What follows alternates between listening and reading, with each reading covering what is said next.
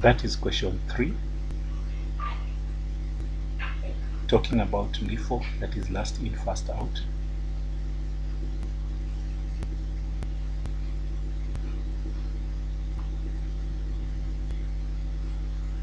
Question 4 just tests your ability when it comes to understanding accounts receivables, allowance for doubtful debts, and bad debt expense.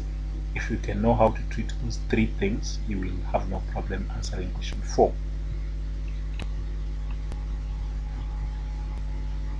Same thing with question 5. As you can see, from number 1 to number 5, they are self-explanatory. Now we shall move to the Excel document, because the formatting in the questions required that the questions be proper, the answers be properly formatted in a certain way, and I found that Excel was better suited to answer this question than Word. So let us go to Excel. On this tab we have questions 6, 7, 8, and 15.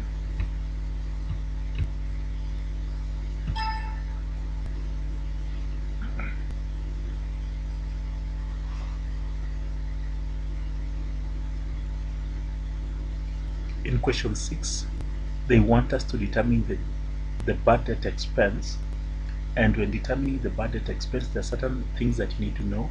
You need to understand the gross accounts receivable and the net accounts receivable. The gross account receivable, the net accounts receivable is determined by subtracting the allowance for doubtful debts from the gross accounts receivable.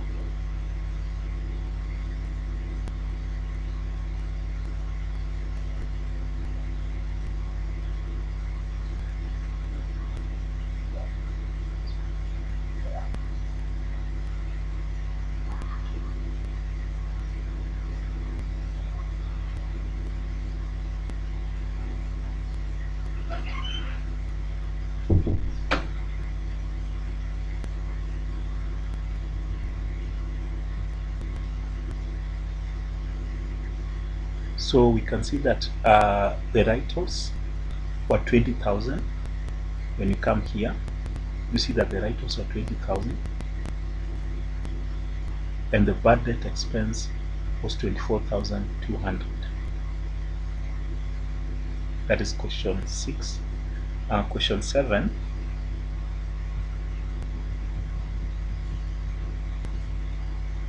Question 7 requires that you understand something that is called the effective interest rate. We are trying to amortize. Okay, to understand this thing, to understand this question, you need to know 2 things. Number 1, the face value of a bond, and the issuing price or the carrying value. In the question that you have just looked at, the face value of the bond is 200,000. The carrying value is 184,812. This means that there is a discount. The discount is the difference between the face value and the carrying value, which is 50,188. Another thing that you also need to know is the effective interest rate, which is 9%. This is the market rate for the first year of the issue of the bond. I think the other sections are a bit self-explanatory. The aim is to determine the carrying value. So we get the carrying value at the end of year 1 is this. The carrying value at the end of year 2 is this. And that is what the question is asking for. And which is 194,495. Question 8 also relates to accounting for shares. The most important thing here is to understand how to prepare a statement of retained earnings. And here, the tricky part, there are 2 areas that can easily cause you to fail this question. Number 1, you have to account for the issue of preferred stock, the amount of money that was received in issuing preferred stock, and number two, the payment for preferred stock, which is 5% of 10,000. The answer is D, 1,004,000. Let us go to question 9. Question 9 is in the Word document.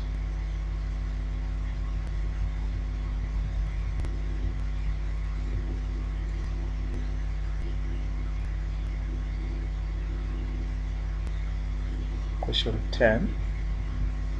Now question 10, the answer is 10,000.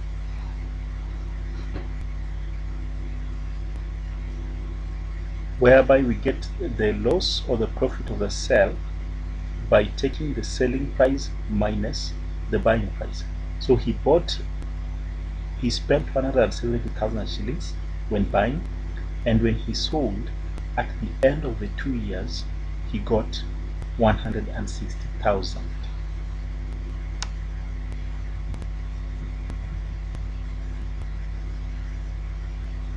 Question 11.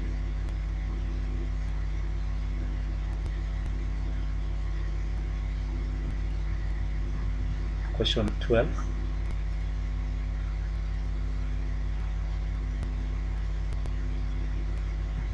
Question 13. Question 13 just tests your understanding on the trading ratios. Question 14.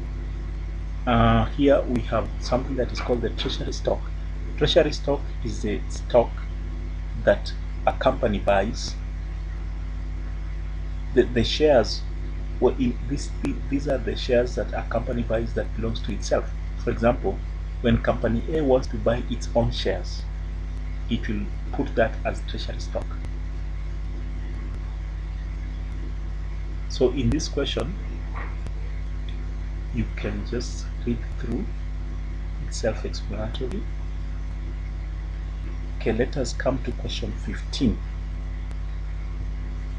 Question 15 is in Excel. Question 15 is a bit tricky because it tests a thorough understanding on a number of things. Still, number one, you have to know how to prepare the statement of retained earnings. So here we have the opening balance as 13,500,000. We add the net income, which is 74,25,000. Then one area that can easily cause one to lose the marks or the plot is the cumulative preferred stock. When you are preparing the statement of equity or statement of retained earnings, you need to account for payments on preferred stock. So this is cumulative. That means that the payments for 2015 and the 2016 payments will have to be met. Why am I saying that? Because you have been told in the question the last payments were made in 2014. The last dividend payments were made in 2014. So we have to account 5% of 720,000. That's 36 for year 2015 and 36,000 for year 2016. Another thing is we come here. The first thing is to determine how many shares does this company have. So we have seen it's 600,000 issued shares because we have got 1.2 million divided by 2, which is the par value. However, when we come here, we realize that this company has treasury stock, and treasury stock does not earn dividends. So we take 600,000, subtract 18,000 to get 582,000. Now, that is it. These are the shares that will earn a dividend. We have determined that the dividends to be paid will be this amount.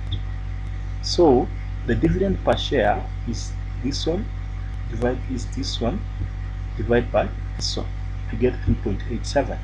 The dividend that will be earned by a person with 3,000 shares is that. Question 16 is a bit wide. Question 16. So this is a trial balance as at December the previous year. So when you are opening the new year, these are the opening balances: cash, accounts receivable, inventory, plant and equipment, property, plant and equipment, accounts payable, short-term loans, and common stock. So these are liabilities and equity, and these ones are assets. The assets have a debit balance, while these others, liabilities and equity, have a credit balance, but they have to be equal. Basic accounting equation. They have to be equal here. Okay. So the first thing is to prepare these journal entries as per the question. We debit cash here, credit accounts payable. Every transaction has got a debit and a credit effect. So in order to prepare the income statement and the balance sheet, we need to know the balances. And how will we know the balances at the end of the year? First of all, you have to prepare T accounts. T accounts are given that name because they have the shape of letter T, as you can see, T, like that. So these are the balances which we shall carry forward to the profit and loss account and to the balance sheet. These are the balances. They come because all sides must be equal. So we come here, and we have these are the journal entries. Now, the income statement, we come here, we get sales. For example, go to 30. Where did we get 36,000? By going to 36,000, we look for sales. We get this balance. The figures in bold are our balances, and we put them there.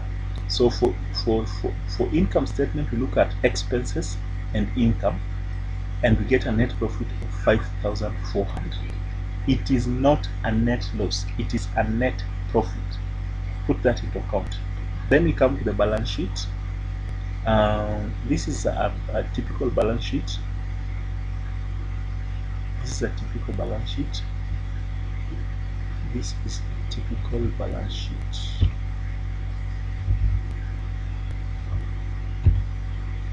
It's supposed to be 114,000. 114,000 because the amount up here is 114,000, not 146,000. It's 114,000. So the balance sheet is here. These amounts are balancing. Those two amounts are balancing.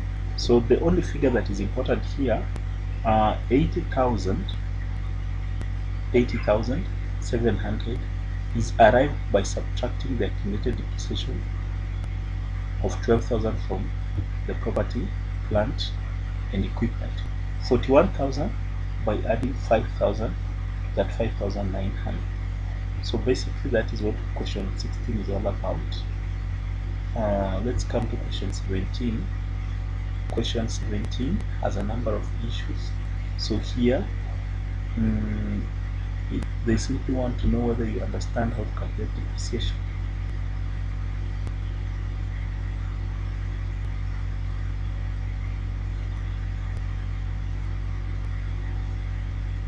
The depreciation for computers.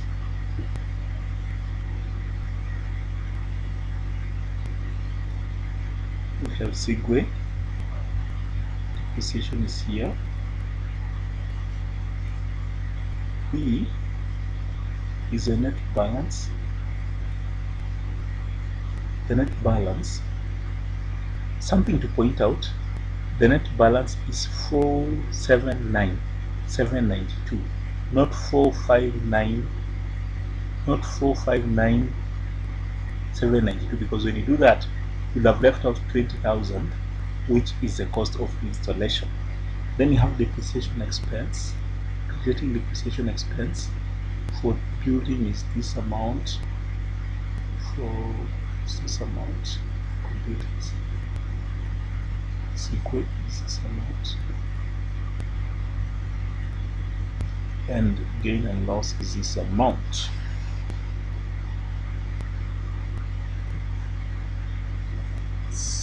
that is it. Okay, the last question is question 17.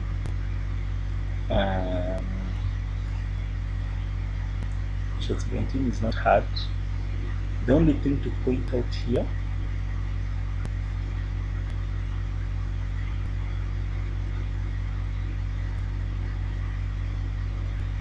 is these are the cost of goods. So FIFO means first in, first out. FIFO. So that is FIFO. The second one is LIFO. And the third one is average cost.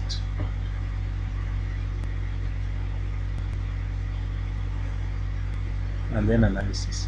So these things are self-explanatory, and you should be able to understand everything that I've written here, and I'm sure you benefit a lot. Thank you so much. Thank you so much.